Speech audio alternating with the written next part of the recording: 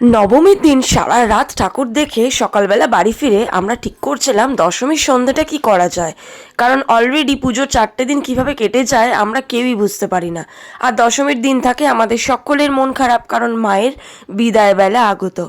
তাই আমরা ঠিক করেছিলাম দশমীর দিন সন্ধেটা আমরা দুজনে মিলে একটু সুন্দর করে কাটাবো।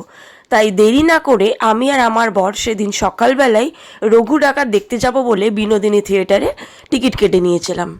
টিকিটটা অনলাইনে কাটতে গিয়ে দেখি একটা সিটও খালি নেই। যাই হোক, অনেক কষ্টে দেখলাম 4টে সিট ব্ল্যাঙ্ক পড়ে আছে।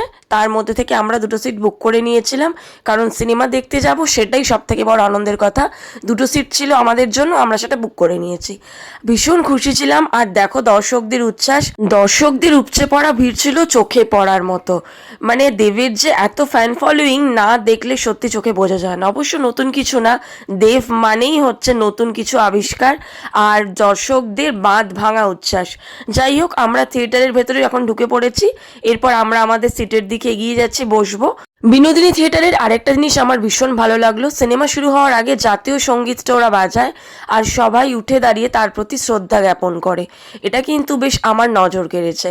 দেখো সবাই কি সুন্দর উঠে দাঁড়িয়ে শ্রদ্ধা জ্ঞাপন করছে, আর আমরাও উঠে দাঁড়িয়েছিলাম। এখন সিনেমাটা শুরু হবে, সেটার জন্য ভীষণ এক্সাইটেড আমরা। সিনেমার প্রায় প্রত্যেকটা সিনেই মানুষের বাঁধ ভাঙা উচ্ছ্বাস উল্লাস, মানে পুরো হল মুখরিত হয়ে উঠছিল। যাই হোক, আমার তো ভীষণ ভালো লেগেছে। পারলে তোমরাও দেখে এসো, আর যাদের দেখা হয়ে গেছে তারাও জানাবে।